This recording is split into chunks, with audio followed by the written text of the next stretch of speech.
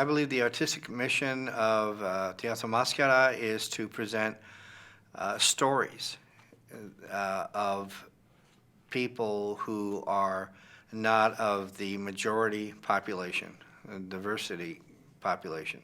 Stories that really are American stories, but they're told either through an African American, an Asian American, a Latino voice, and to be faithful to that. And I think also the other mission is to educate.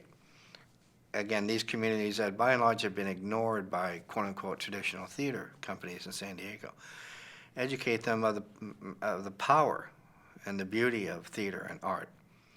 And it extends not only to just sitting in the audience and watching, for example, La Pastorela, but knowing what it is to put up a camera, to run a sound system, to set a stage, to direct, to produce, to act. There are now 2 generations of young people who, but for Teatro Máscara, may not have ever known theater, and now many of them are actually making a living in theater. So the mission is really multi-fold, many aspects to what we do. But it really is to celebrate the beautiful voices that have been ignored by, again, I use the term traditional theater, and I really think that's incorrect, because what is traditional theater? Traditional theater should be literally a stage where all voices, all experiences, the human experiences are celebrated and displayed.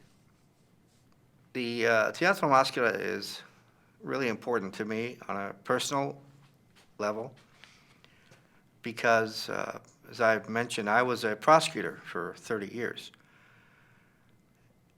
So the cases that I got, obviously, were where there were no winners. You had a victim, and you had someone who was likely to go to jail or prison. So no one wins in that situation. The only thing that you can hope to do is to prevent those incidents, obviously. So crime prevention has always been really important to me, because by the time I get a case, it's sad. Some years ago, I was on the board of directors of the Centro Cultural in Balboa Park. And I was there during a lunch break. There was an exhibit. We had artwork done by a recently released felon, Latino felon, who gangs and drugs. He was a painter. And he had 15 or 20 paintings. And they were very, very intense, very passionate. It happened that there was a group of Latino high school students. Their teacher had taken them to the center. So I stood back and I watched them, and I watched their reactions. And I could literally see lights going on. I could see change. I could see acknowledgement. So this is what happens. At the time, the Just Say No to Drugs campaign was on. Well, that's all good and well, but you could say that a million times, and it probably isn't going to connect to those kids, but they connected to that art.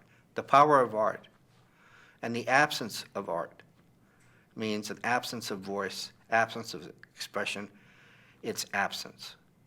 And historically, diversity communities, particularly Latino communities, have been absent, invisible.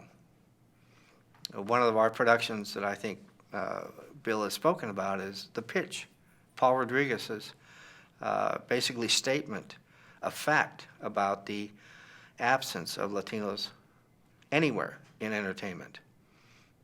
He says, the pitch is the answer to the question, why aren't there more Latinos on TV, on the stage, in movies, etc. So if you aren't present artistically, you're invisible. And if you're invisible, people aren't going to see your needs. And if they don't see your needs, they're not going to address them, et cetera, et cetera, et cetera. So theater has given us visibility. It's allowed people who don't have the Latino experience to experience it. I'm always so happy to see non-Latinos in our audiences, at, for example, La Pastorela, because you see them enjoying it. You see them walking away knowing a little bit more about the community. And if you know about something, you tend to care about it a little more.